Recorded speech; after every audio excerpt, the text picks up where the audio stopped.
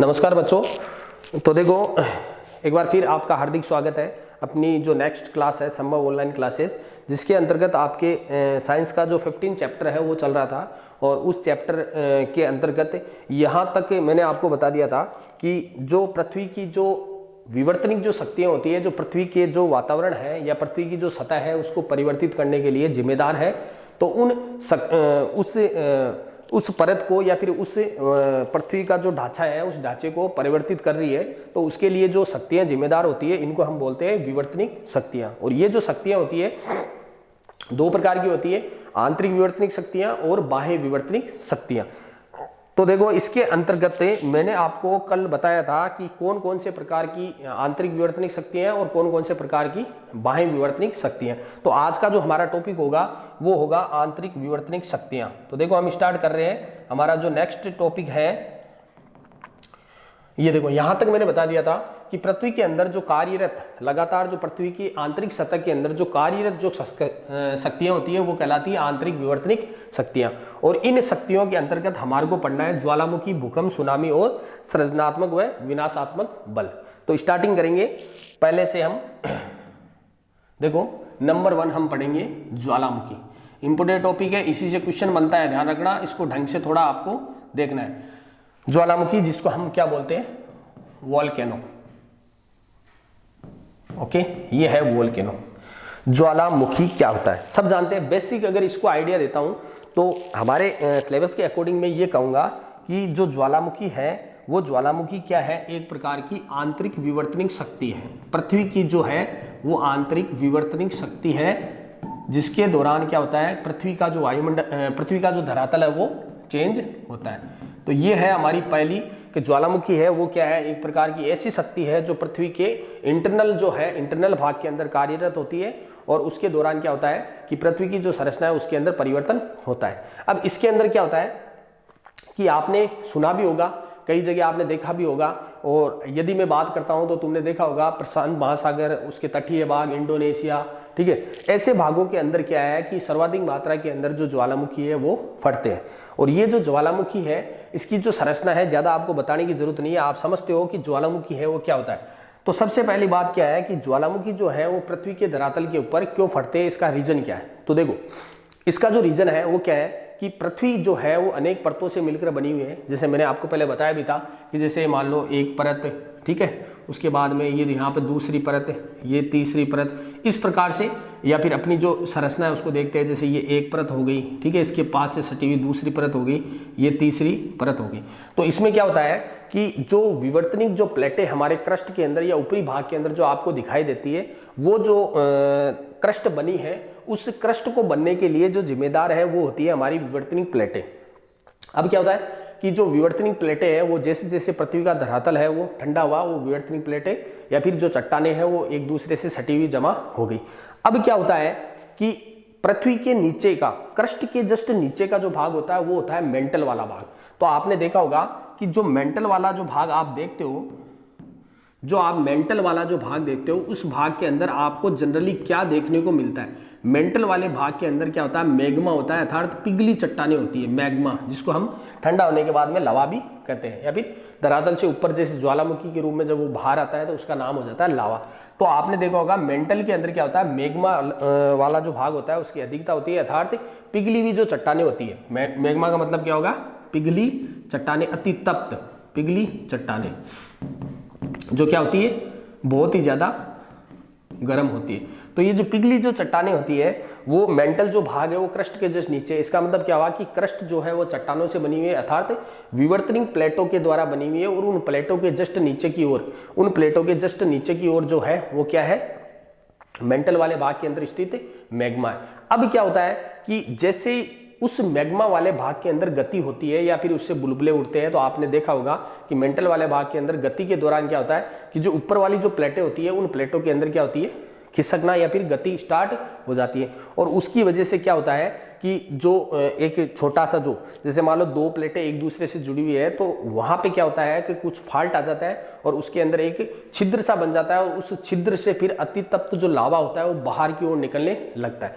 अब आपको एक कॉन्सेप्ट भी आता है कि यदि मान लो कि कहीं पे तापमान बहुत ज़्यादा बढ़ता है, ठीक है, जैसे प्रेशर कुकर का मैंने आपको एग्जांपल लिया था, तो कहीं पे यदि मान लो तापमान बहुत ज़्यादा बढ़ता है तो उस तापमान की वजह से क्या होता है, वहाँ पे दाब भी क्रिएट होता है और उस दाब के कारण क्या होता है कि जो वहाँ की जो वायु है वो बाहर प्रेशर से निकलती है। तो उसी प्रकार यहाँ पे है कि मेंटल वाले भाग के अंदर जिस तापमान होता है, तापमान की वजह से फिर दाब क्रिएट होता है और फिर बाद में एक छोटा सा छिद्र होता है पृथ्वी के अंदर, और उस छिद्र के द्वारा अत्यधिक दाब के साथ, बहुत ही ज़्यादा हाई प्रेशर के साथ जो ये लावा या मैग्मा है वो बाहर की ओर निकलने लग जाता है, और इस स्थिति को हम क्या बोलते हैं, ज्वालामुखी बोलते हैं। और ये जो नज़ारा होता है बहुत ही ज़्यादा भयावह होता है, बहुत ही इसके अंदर हानि होती है, जन माल हाल की हानि भी इसके अंदर आपको देखने को मिलती है, और एक ऐसी शक्ति है जिसके पास जाना भी बहुत मुश्किल होता है, क्योंकि जब ये मैग्मा बाहर की ओर निकलता है तो इसका जो टेम्परेचर होता है बहुत ही ज़्यादा होता है। तो देखो ये आंतरिक शक्तियों में आता है। अब देखो आंतरिक शक्तियों के अंदर क्या होता है, एक चीज मैं आपको और बता दूं, आंतरिक जो शक्तियां होती है ना, उन आंतरिक शक्तियों के अंदर दो प्रकार के आपको बल देखने को मिलेंगे, है ना। आंतरिक शक्तियों के अंदर आपको दो प्रकार के जो बल है वो देखने को मिलेंगे। वो दो प्रकार के बल कैसे, एक तो होता है जो बल लगता है वो लंबवत लगता है, एक लगता है उसके अंदर क्षैतिज दिशा के अंदर, ठीक है। लंबवत जो बल लगता है आप देख चुके हो, लंबवत बल लगने की वजह से क्या होता है, कहीं पर्वत पठार वगैरह वो बन जाते हैं, और एक होता है जो पैरेलल जो क्षैतिज दिशा में लगता है उसकी वजह से क्या होता है, कुछ पठार वगैरह इस तरीके की संरचनाएं आपको देखने को मिलेगी, ठीक है। तो ये आंतरिक जो शक्तियों के अंदर जो आप ज्वालामुखी आप पढ़ रहे हो, उस ज्वालामुखी के अंदर क्या हुआ कि इसका डायग्राम मैं बना दूं आपको, क्वेश्चन पे आता है, क्वेश्चन के अंदर आपको डायग्राम बनाना पड़ेगा।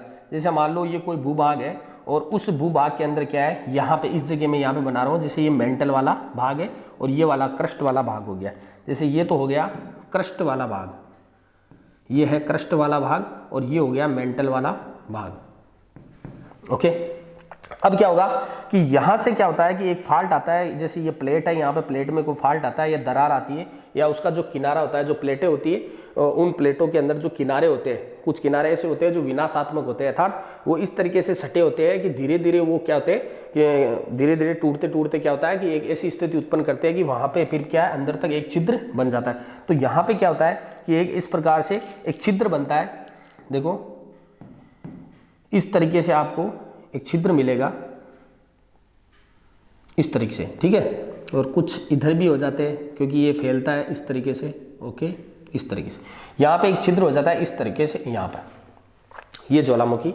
और इस छिद्र से क्या होता है कि जो मैग्मा होता है या जो लावा होता है वो निकल के, ये मेंटल वाले भाग से जो लावा है वो यहाँ से निकलता है अत्यधिक दाब के साथ, और यहाँ से निकल के ये बाहर आता है, और ये बाहर आके इस तरीके से फैल जाता है। तो यहाँ पे इस तरीके से आपको ये फैला हुआ लावा दिखाई देता है। ये देखो इस तरीके से यहाँ पे क्या होता है कि एक पृथ्वी के अंदर एक छिद्र बनता है, और उस छिद्र से क्या होता है, मेंटल वाले भाग के अंदर स्थित अतितप्त जो चट्टानें होती है, और उन चट्टानों का जो मैग्मा होता है, ठीक है, यहाँ पे मैं लिख रहा हूँ मैग्मा। ये जो मैग्मा होता है, मेंटल का जो मैग्मा होता है वो क्या होता है, अत्यधिक दाब के साथ ये बाहर निकल के और आता है। जब ये बाहर निकल के आता है तो इस मैग्मा को हम क्या कहते थे, लावा। ये जो है मैग्मा क्या है, लावा के रूप में परिवर्तित हो जाता है, और इसका जो कलर होता है वो रेड कलर का होता है, क्योंकि तापमान बढ़ता है तो आपने देखा होगा जो लोहा होता है, लोहा पिघलता है तो उसका जो कलर होता है वो कैसा होता है, रेड कलर का होता है, ओके। अब आगे देखो क्या होता है कि ये फिर बाद में जो लावा होता है वो लावा क्या है, यहाँ पे जमा हो जाता है इस तरीके से, यहाँ पे जमा हो जाता है, और धीरे धीरे क्या होता है, ये ठंडा हो जाता है, और जब ठंडा हो जाता है तो ये वापस चट्टानों के रूप में परिवर्तित हो जाता है। अब देखो इसके अंदर जो मेन चीज है वो आपको है कि यहाँ पे ये वाला जो आप देख रहे हो, ये छिद्र देख रहे हो आप, पृथ्वी के ऊपर जो छिद्र देख रहे हो, और इस छिद्र से जो लावा निकल रहा है तो एक शंकु की आकृति बना रहा है यहाँ पे। ये देखो शंकु की आकृति आपको दिख रही है, यहाँ पे शंकु की आकृति दिख रही है। यहाँ पे ये जो छिद्र होता है, इस छिद्र को हम बोलते हैं क्रेटर। क्या बोलते हैं, क्रेटर। मतलब समझ गए कि जो ज्वालामुखी होता है, ज्वालामुखी जिस छिद्र के द्वारा निकलता है, पृथ्वी के जिस छिद्र के द्वारा ज्वालामुखी बाहर आता है या लावा बाहर आता है ज्वालामुखी का, उस छिद्र को हम क्या बोलते हैं, क्रेटर, ठीक है। तो यहाँ से ये लावा बाहर की तरफ निकलता है, और निकलने के बाद में क्या होता है, ये धरातल के ऊपर जम जाता है और चट्टानों के रूप में परिवर्तित हो जाता है। अब देखो क्या होता है कि जो ये लावा होता है, ये जो लावा होता है, इस लावा के अंदर क्या क्या चीज हो सकती है, जो आपने पढ़ा था कि मेंटल वाला जो भाग होता है उसके अंदर कई प्रकार के उपजाऊ पदार्थ मिले थे। जैसे मान लो इसके अंदर लोहा भी होता है, ठीक है, बोरिक अम्ल भी होता है, बोरिक अम्ल, गंधक भी होता है, उसके अलावा कुछ उपयोगी पदार्थ, कुछ उपयोगी धातुएं, ठीक है, जिसके अंदर आपने पढ़ा होगा सोना, प्लेटिनम वगैरह, निकिल वगैरह उपयोगी धातुएं। तो इस लावा के साथ जो ये चीज़ें बाहर आती है, पृथ्वी से जो बाहर आती है, इस प्रकार से क्या होती है, ये हमारे लिए बहुत ही ज़्यादा यूजफुल होती है। और उसके अलावा भी क्या होता है कि ये जो लावा बाहर आ रहा है, इस लावे के द्वारा ये लावा जब उस मिट्टी के ऊपर बिखरता है तो वहाँ की जो मिट्टी होती है वो भी उपजाऊ होते हैं, क्योंकि कई प्रकार के पोषक पदार्थ या फिर आयरन की जो मात्रा है वो हमारी पृथ्वी के अंदर बढ़ जाती है। उसकी वजह से क्या होती है, जो पृथ्वी है वो क्या होती है, उपजाऊ बन जाती है। तो इसका एक और है कि साहब हमारी जो पृथ्वी है वो क्या होती है, मिट्टी का जो है उपजाऊपन बढ़ता है, मिट्टी का उपजाऊपन बढ़ता है। ओके, तो ये है ज्वालामुखी। और ये बेसिक आपको पता चल गया होगा, इसका एक बेसिक आपको थ्योरी के अंदर लिखना पड़ेगा कि पृथ्वी के अंदर जो विवर्तनिक जो प्लेटें हैं या फिर हमारा जो क्रस्ट वाला जो भाग है, जिन विवर्तनिक प्लेटों के द्वारा बना हुआ है, उन विवर्तनिक प्लेटों की उथल पुथल या उनकी गतिशीलता के कारण क्या होता है कि उनके किनारों के ऊपर कुछ ऐसा छिद्र बन जाता है और उस छिद्र से पृथ्वी की जो आंतरिक जो परतें होती है, पिघली जो चट्टानें होती है, उन चट्टानों का जो लावा होता है वो बाहर अत्यधिक दाब के साथ बाहर निकल के आता है। और ये जो स्थिति होती है वो होती है ज्वालामुखी की स्थिति। और इसकी वजह से क्या होता है, बहुत ही ज़्यादा हमारे को नुकसान होता है, लेकिन कई जो फायदे हैं, एक बेसिक जो फायदे हैं मैंने आपको बता रखे हैं कि इनके द्वारा हमारे को कुछ ऐसे पदार्थ मिलते हैं जो बहुत ज़्यादा महंगे भी होते हैं और बहुत ज़्यादा उपजाऊ होते हैं। और उसके अलावा क्या होता है कि हमारे को कुछ ऐसी जिज्ञासाएं बढ़ती है कि हमारे को पता चलता है कि पृथ्वी की जो धरातल है उसके नीचे की तरफ क्या चीज़ है, क्योंकि ये अत्यधिक गहराई से निकलता हुआ एक पदार्थ आया है। तो इस पदार्थ के अंदर या इस लावा के अंदर जो जो चीज़ें विद्यमान है उन्हीं के द्वारा उनका ऑब्जर्वेशन किया गया और उन्हीं के द्वारा हमारे को पता लगा कि पृथ्वी के आंतरिक भाग के अंदर क्या क्या चीज़ विद्यमान हो सकती है। तो ये था हमारा एक ज्वालामुखी। अब देखो क्या होता है, एक बेसिक आइडिया ज्वालामुखी के बारे में दे दूं। देखो ज्वालामुखी जो है उसका नाम क्यों पड़ा, ज्वालामुखी क्यों बोलते हैं, क्योंकि देखो ज्वाला का मतलब तो क्या होता है, ज्वाला, ठीक है, और मुख का मतलब मुख, यानी पृथ्वी के मुख के अंदर से, यानी पृथ्वी के अंदर क्या होता है, एक छिद्र होता है अर्थात मुख होता है एक, और उस मुख से ज्वालाएं निकलती है, ज्वाला के समान कुछ पदार्थ निकलता है, इस वजह से इसको क्या बोलते हैं, ज्वालामुखी बोला। उसके अलावा अंग्रेजी के अंदर इसका जो नाम है वोल्केनो, वो क्यों पड़ा, इसमें क्या था, देखो क्या था कि वोल्केनो जो शब्द है वो अंग्रेजी भाषा का शब्द है और अंग्रेजों के द्वारा बना है।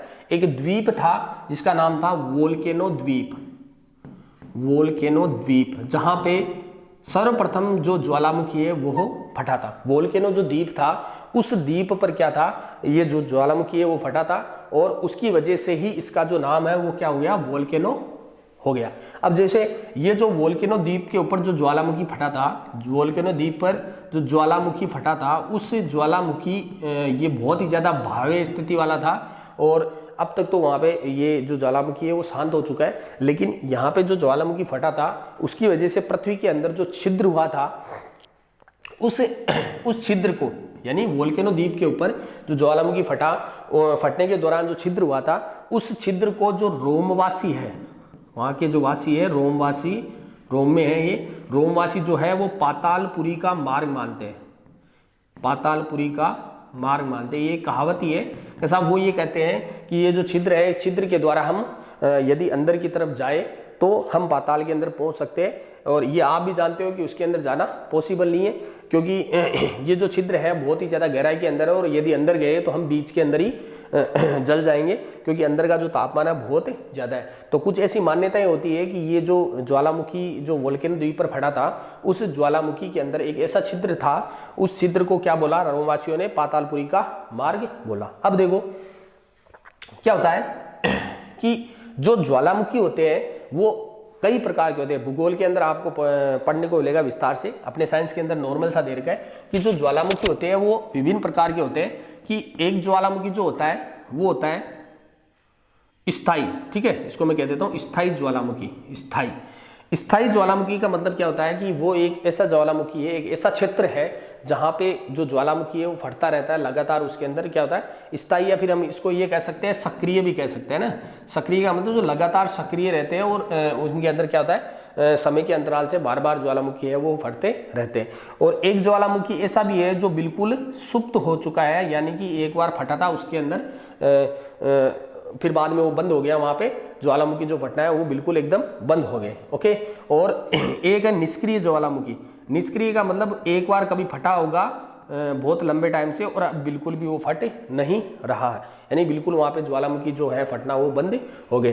तो इस तरीके से आपको एक सामान्य जानकारी आपको इसके अंदर याद रखनी है कि ज्वालामुखी क्या होता है और ज्वालामुखी के बारे में हम क्या कह सकते हैं। अब देखो, अब क्या है कि ज़्यादातर ये जो स्थिति होती है वो आपको देखने को मिलेगी प्रशांत महासागर के अंदर, और ऐसी बात नहीं है, भारत के अंदर भी कई क्षेत्रों के अंदर ज्वालामुखी फटने की जो संभावनाएं बहुत ज़्यादा है, लेकिन ज़्यादातर जो संभावनाएं हैं उस क्षेत्र के अंदर है। भारत जो है वो एक सुरक्षित देश है जिसके अंदर ज्वालामुखी फटने की जो संभावनाएं है वो बहुत ही कम रहती है। तो यहाँ पे एक बेसिक जानकारी थी ज्वालामुखी क्या होता है। ओके, अब देखो आगे का हम पढ़ते हैं, थोड़ा जल्दी जल्दी पढ़ेंगे हम आपको क्योंकि जो चैप्टर है बहुत लंबा होता जा रहा है। अब देखो आगे हम पढ़ेंगे भूकंप। आगे हमारा टॉपिक है भूकंप, जिसको हम बोलते हैं अर्थक्वेक। हाँ भाई देखो, हर बार इससे क्वेश्चन आता है भूकंप, इससे छोटे क्वेश्चन भी बनते हैं और बड़ा क्वेश्चन भी बनता है। देखो हम छोटे छोटे क्वेश्चन उससे लेकर चलेंगे। वही बात है कि भूकंप भी एक प्रकार का क्या है, आंतरिक विवर्तनिक शक्ति है। इसको भी हम क्या बोलेंगे, भूकंप भी क्या है, एक प्रकार की आंतरिक विवर्तनिक शक्ति है। और इस आंतरिक विवर्तनिक शक्तियों के कारण ही हमारे यहाँ पे भूकंप की स्थिति पैदा होती है। तो सबसे पहली बात है आंतरिक विवर्तनिक शक्ति है, तो इसको लिखते ही आपके पास आइडिया क्या आया कि जो विवर्तनिक जो प्लेटें हैं उन विवर्तनिक प्लेटों के अंदर क्या होती है, भारी उथल पुथल के कारण क्या होता है, कई इस प्रकार की जो स्थिति है वो आपके सामने क्रिएट होती है। जनरली देखो आपने देखा होगा कि एक चीज है जो कंपटीशन लेवल पे भी पूछी जाती है और आपके भी एग्जाम के अंदर इंपॉर्टेंट है। तो देखो क्या होता है कि जब भूकंप की स्थिति यहाँ पे हमारे यहाँ क्रिएट होती है, कहीं पे भी यदि भूकंप आने वाला होता है तो ऐसा माना जाता है कि हमारे को पता कैसे चलेगा कि भूकंप आने की संभावना है। तो ये भी पॉसिबल है भाई, ये परिस्थिति जो है वो कहलाती है कि वहाँ पे जहाँ भूकंप आने वाला होता है वहाँ पे एक ऐसी परिस्थिति पैदा हो जाती है, वहाँ का जो इन्वायरमेंट होता है उस इन्वायरमेंट के अंदर रेडोन गैस होती है, एक प्रकार की radon gas, radon iron gas, radon gas की अधिकता हो जाती है। यानी कि जहाँ पे भूकंप की स्थिति पैदा होने वाली है, जहाँ पे भूकंप आने वाला है वहाँ उस भाग के अंदर रेडोन जो गैस है वो रेडोन गैस फैलने लगती है। तो उसकी वजह से क्या होता है कि हमें वहाँ का पता लग जाता है कि इस भाग के अंदर जो भूकंप है उसकी स्थिति आने वाली है।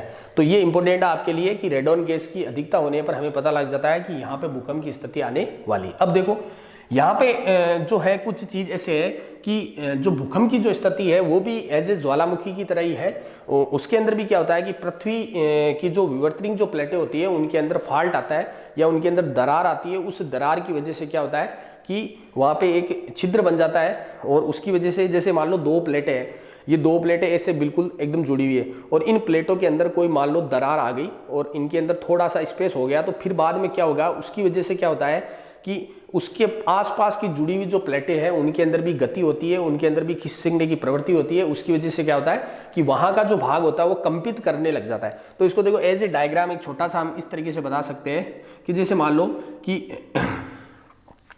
ये एक विवर्तनिक प्लेट है, ओके, और ये दूसरी विवर्तनिक प्लेट है इस तरीके से, ओके। देखो ये दो विवर्तनिक प्लेट है यहाँ पे, तो यहाँ पे इस जगह आप देख रहे हो, इस जगह इनके अंदर थोड़ा बहुत कंपन होगा, तो उसकी वजह से क्या होगा, यहाँ की जो है जगह वो क्या होगी, इसमें स्पेस आ जाएगा और इसको हम बोलते हैं fault line, FAULT, fault line. तो हमारी पृथ्वी की जो परतें होती है, विवर्तनिक जो प्लेटें होती हैं, उन प्लेटों के अंदर जो फॉल्ट लाइन क्रिएट होती है, जो दरार पैदा होती है, जो चटकन पैदा होती है, उसकी वजह से क्या होता है कि पृथ्वी का जो भूभाग है वो कंपित होने लग जाता है और उस कंपन के कारण क्या होता है कि हर प्रकार की जो प्लेटें हैं या पृथ्वी की जो धरातल है वो हिलने लग जाता है। तो ये है हमारा अर्थक्वेक। अब देखो बेसिक आइडिया कि क्या होता है कि इस भूकंप के दौरान क्या होता है, पृथ्वी के अंदर कई प्रकार की तरंगे पैदा होती है, क्योंकि तरंगे जो होती है वो यदि पृथ्वी के अंदर पैदा हो रही है तो उसकी वजह से क्या होता है कि पृथ्वी की जो परतें होती है उनके अंदर कंपन पैदा होता है। देखो इस तरीके से होती है, मैं बताऊं क्या होता है कि जैसे मान लो ये वाला जो भाग है, एक भाग है जहां से भूकंप की जो संभावना है वो हमारे को लग रही है कि यहाँ से भूकंप है वो उत्पन्न हुआ है, ठीक है। और एक ये भाग है जहां पे हमारे को सबसे पहले कंपन का पता चलेगा, क्योंकि भूकंप का मतलब ही क्या होता है, भूमि का कंपित होना। तो यहाँ पे क्या होता है, देखो कि इस भूभाग से कुछ इस प्रकार से तरंगे पैदा होती है, इस तरीके से, ठीक है, यहाँ से इस तरीके से जो कुछ तरंगे इस तरीके से ऊपर की ओर उड़ती है। ओके, ये देखो ये तरंगे हैं। ओके, ये तरंगे आपको दिखाई दे रहे हैं। तो जिस भाग से ये तरंगे उत्पन्न होती है, देखो इधर देखो, ढंग से देखना, इसको इंपॉर्टेंट भी है। ये जो तरंगे उत्पन्न हो रही है, जिस भाग से पृथ्वी की गहराई के अंदर जिस भाग से ये तरंगे उत्पन्न हो रही है, उस भाग को हम बोलते हैं भूकंप मूल या भूकंप केंद्र। भूकंप केंद्र, जिस भाग से ये तरंगे, जो भूकंप की जो तरंगे है वो पैदा हो रही है, उस भाग को हम बोलते हैं भूकंप मूल या भूकंप केंद्र, और इंग्लिश के अंदर इसको बोलते हैं फोकस। इंग्लिश टर्म भी आप याद रखना, फोकस। यानी जिस भाग से पृथ्वी की गहराई के अंदर जिस भाग से ये तरंगे उत्पन्न हो रही है भूकंप की, उस भाग को हम बोलते हैं भूकंप मूल, भूकंप केंद्र या फिर फोकस। ठीक है। दूसरी बात, ये जैसे मान लो ये धरातल है। ओके, ये धरातल वाला भाग हो गया हमारा, ये धरातल है पृथ्वी का। ओके, अब क्या होगा कि जब ये तरंगे पैदा होगी, देखो ये तरंगे दिखाई दे रही है, कुछ ऐसे वृत्ताकार आकृति में, कुछ लंबवत आकृति में तरंगे उत्पन्न हो रही है। तो जब फोकस से ये तरंगे उत्पन्न होती है, तो सर्वप्रथम जिस भाग पर भूकंप मूल या फोकस से उत्पन्न हुई जो भूकंप जो तरंगे होती है, वो सबसे पहले पृथ्वी के जिस भाग पर महसूस की जाती है, या पृथ्वी के जिस भाग पर सबसे पहले कंपन की स्थिति पैदा होती है, उस भाग को हम बोलते हैं ये वाला एपी सेंटर। एपी सेंटर, ये तो हो गया फोकस, और ये हो गया एपी सेंटर, जिसको हिंदी में बोलते हैं भूकंप अधिकेंद्र। भूकंप अधिकेंद्र याद रखना, ये इंपोर्टेंट है। इसके अंदर ये पूछा जाता है, ये क्वेश्चन कई बार पूछा गया है कि पृथ्वी के कौन से भाग से जो भूकंपीय तरंगे है वो उत्पन्न होती है, तो वो तो हो गया फोकस, और जिस भाग पर सबसे पहले जो हमारे को कंपन दिखाई देंगे या कंपन महसूस होंगे, वो क्या कहलाता है, उसका एपी सेंटर या फिर भूकंप अधिकेंद्र। ओके, अब देखो दूसरी बात क्या होता है कि जो ये तरंगे होती है, जो पृथ्वी के जो फोकस से उत्पन्न होने वाली जो तरंगे होती है, वो होती है 3 प्रकार की। ठीक है, जो तरंगे आपको दिखाई दे रही है यहाँ पे, वो तरंगे होती है 3 प्रकार की तरंगे। देखो, पहली, दूसरी और तीसरी, इसको हम बोलते हैं प्राइमरी वेव्स। ठीक है, दूसरी वाली है सेकेंडरी वेव, और तीसरी वाली है एल तरंगे, जिनको हम बोलते हैं लॉन्ग वेव्स। ठीक है, लंबे समय तक कंपित करने वाली तरंगे। तो ये 3 प्रकार की जो तरंगे है, ये आपको दिखाई देगी। यहाँ पे देखो क्या होता है कि जो ये पी तरंगे होती है, इनकी जो गति होती है वो सर्वाधिक होती है, गति सबसे ज्यादा होती है। ओके, सबसे ज्यादा जो गतिशील जो तरंगे होती है वो होती है पी तरंगे, और सबसे पहले एपी सेंटर तक पहुंचने वाली तरंगे कौन होनी चाहिए, पी तरंगे। ठीक है, तो एपी सेंटर पर या फिर कंप केंद्र पर पहुंचने वाली, ये अधिकेंद्र पर पहुंचने वाली जो तरंगे है, एपी सेंटर पर सबसे पहले पहुंचने वाली जो तरंगे है वो क्या है, सबसे पहले आती है।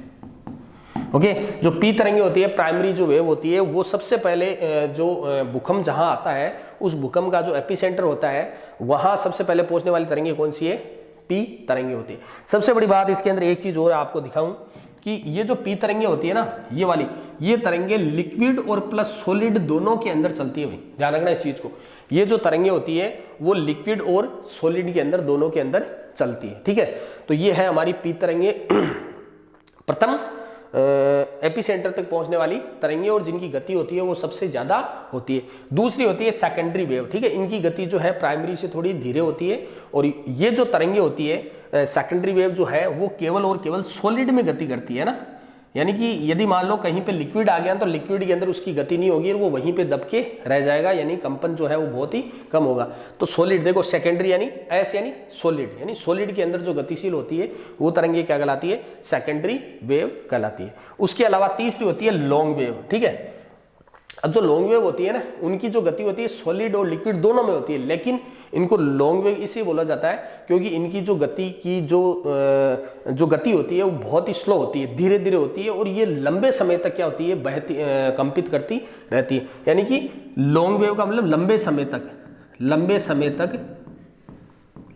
तक ये जो है, ये तरंगे क्या होती है, पृथ्वी के धरातल के अंदर उत्पन्न रहती है, और इसकी जो गति होती है वो बहुत ही कम होती है, गतिशीलता कम होती है, और सबसे ज्यादा हानिकारक भी यही होती है भैया, प्रभावशाली या फिर हम कह सकते हैं सबसे ज़्यादा जो लॉसेस देने वाली है वो लॉन्ग वेव होती है, क्योंकि क्या होती है ये लंबे समय तक चलती है, तो इनका जो झटका है वो धीरे धीरे चलता रहता है, वो धीरे धीरे टाइम टू टाइम वो क्या होती है पृथ्वी की परतों को हिलाती रहती है, और उसकी वजह से क्या होता है कि एक समय ऐसा आता है कि उनकी सब परतों के अंदर जो वाइब्रेशन है वो बढ़ जाता है, और उसकी वजह से बहुत ज़्यादा नुकसान होता है, क्योंकि ये तो कुछ समय के लिए होती है, तो कुछ समय में वहाँ का जो नुकसान है वो पता चल जाता है हमारे को, लेकिन ये जो है वो लंबे समय तक चलती रहती है।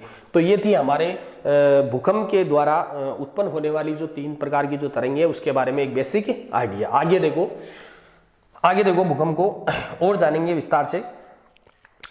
क्या होता है कि जो भूकंप होता है, इंपॉर्टेंट क्वेश्चन भी बनता है यहाँ पे, जो भूकंप होता है अर्थक्वेक होता है, उस अर्थक्वेक के अंदर क्या होता है कि जो भूकंप के जो झटके उत्पन्न होते हैं, उन भूकंप के झटकों को एक मीटर होता है जिसके द्वारा मापा जाता है, तो उसको हम बोलते हैं भूकंप मापी। भूकंप के जो झटके हैं भूकंप मापी, और जिसको हम बेसिक लैंग्वेज में बोलते हैं सिस्मोग्राफ। याद रखना, इंपॉर्टेंट क्वेश्चन है सिस्मोग्राफ। सिस्मोग्राफ जो एक ऐसा पैमाना होता है, एक ऐसा मीटर होता है जिसके द्वारा हम भूकंप के जो झटके हैं उनको हम कैलकुलेट करते हैं, मेजर करते हैं, और इस सिस्मोग्राफ के द्वारा हमारे को क्या पता लगता है, भूकंप की जो तीव्रता है, भूकंप की तीव्रता इंटेंसिटी जो होती है वो पता लगती है कि भूकंप की जो तीव्रता है या उसके जो कंपन है वो कितने ज़्यादा तेज है या कितने कम है।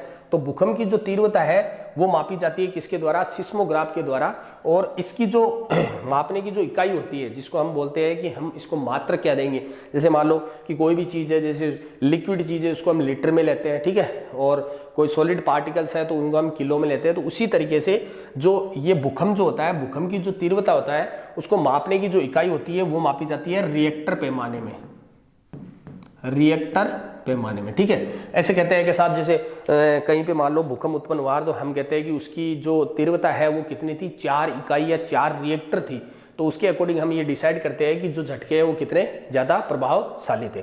तो भूकंप को मापने का जो यंत्र है उसको हम बोलते हैं सिस्मोग्राफ, और इसकी जो तीव्रता होती है भूकंप की उसको मापा जाता है रिएक्टर पैमाने में, ठीक है। अब देखो, अब क्या होता है कि इसकी जो इंटेंसिटी है उस इंटेंसिटी के अकॉर्डिंग जो है हम इसकी जो नुकसान वाली बात है कि साहब इतने झटके इतने रिएक्टर के हैं तो वो बहुत ज़्यादा प्रभावशाली या नुकसानदायक होते हैं और ये कम नुकसानदायक होते हैं। तो इसके अंदर देखो कुछ वैल्यू दे रखी है जो बहुत बार ये क्वेश्चन पूछा भी जा चुका है। इसमें क्या होता है, यदि मान लो कि इसका जो भूकंप का जो तीव्रता है इंटेंसिटी है वो यदि मान लो 4 रिएक्टर या 4 इकाई माना गया, ठीक है, कि साहब 4 रिएक्टर का जो भूकंप है वो यहाँ पे क्रिएट हुआ तो कैसी स्थिति होगी। तो ये क्या होते हैं, ये कम प्रभावशाली होते हैं, कम प्रभावशाली होते हैं, ज़्यादा कोई इसकी वैल्यू नहीं है और थोड़े बहुत झटके आते हैं, इतना कोई नुकसान हमारे को कुछ नहीं होता है। एक फीलिंग सी आती है कि साहब जो धरती है उसके अंदर कंपन की स्थिति पैदा हो रही है, ओके।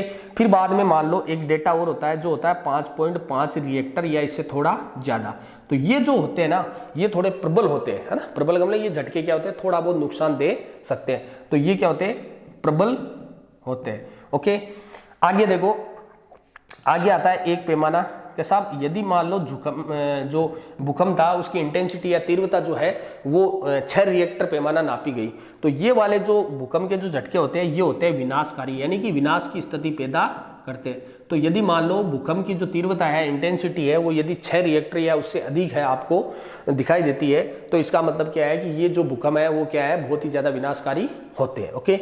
एक पैमाना और होता है 7 रिएक्टर या इससे अधिक, 7 रिएक्टर या उससे, ये रिएक्टर लिख दिया, ये रिएक्टर है, ओके, ये रिएक्टर कर देना, 7 या फिर उससे अधिक, ये सबसे ज्यादा विनाशकारी होते हैं, सबसे ज्यादा, है ना, सर्वाधिक विनाशकारी, बहुत ही घातक स्थिति, सर्वाधिक विनाशकारी, जहां पे सर्वाधिक नुकसान होने की संभावनाएं रहती है। तो देखो यदि मान लो कि भूकंप की जो तीव्रता है वो सिस्मोग्राफ के द्वारा यदि 7 या इससे अधिक नापी गई तो हम ये कहते हैं कि सबसे ज़्यादा नुकसानदायक और सबसे ज़्यादा जनमाल की हानि जो है वो इस भूकंप के द्वारा होती है। तो ये 4 प्रकार के जो आंकड़े आपको दे रखे हैं ये बताने के लिए कि सबसे ज़्यादा विनाशकारी जो भूकंप है वो कौन सा होता है, जिसकी जो तीव्रता होती है वो कितनी होती है, 7 रिएक्टर से ज़्यादा होती है, ठीक है। अब देखो एक और चीज़ बता दूं मैं भूकंप के बारे में, क्या होता है कि भारत के भी कई प्रदेशों के अंदर, मैं भारत की बात करता हूँ, तो भारत के अंदर भी कई प्रदेशों के अंदर जो भूकंप के हैं वो झटके आपको दिखाई देते हैं।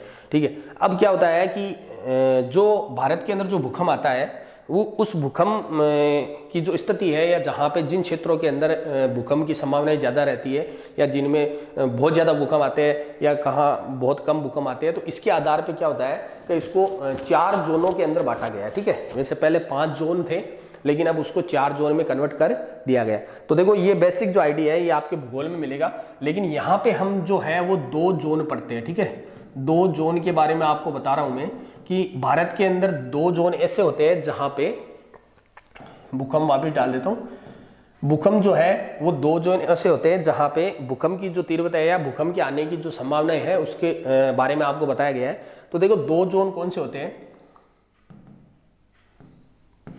देखो 2 जोन, एक जोन जो है वो कौन सा है, जम्मू कश्मीर,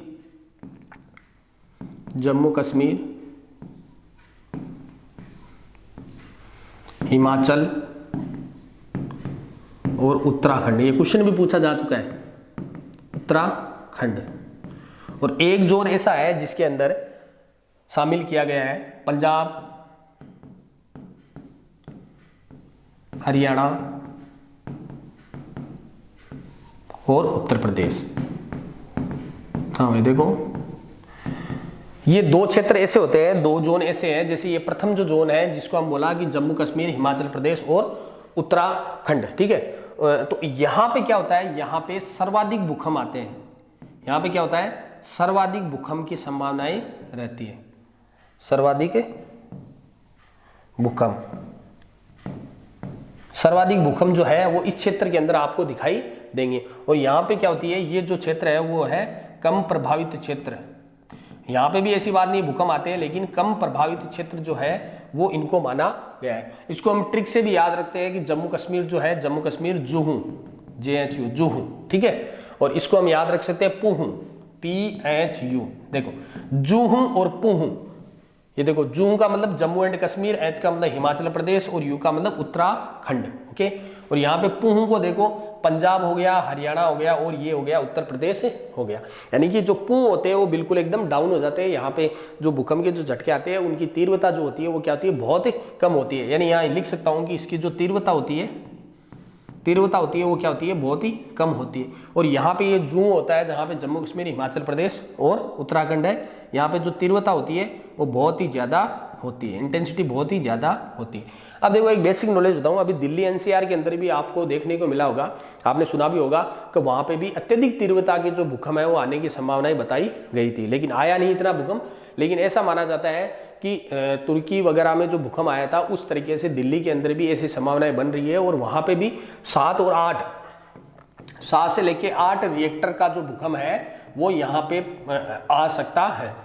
तो हम ये नहीं कह सकते किसी भी इन डेटा के द्वारा कि हम यहाँ पे इंटेंसिटी को बहुत ज़्यादा बता रहे हैं कि यहाँ तीव्रता बहुत ज़्यादा होती है, यहाँ पे बहुत कम होती है। ठीक है, कई ऐसे जैसे कोलकाता के अंदर जो भूकंप आया था उसकी जो तीव्रता है बहुत कम की गई थी लोगों के द्वारा, कि यहाँ पे इतने ज़्यादा तीव्रता के जो झटके हैं भूकंप के वो नहीं आ सकते, लेकिन वहाँ पे इतना ज़्यादा तीव्रता का भूकंप आया था कि वहाँ पे बहुत ज़्यादा नुकसान हुआ था।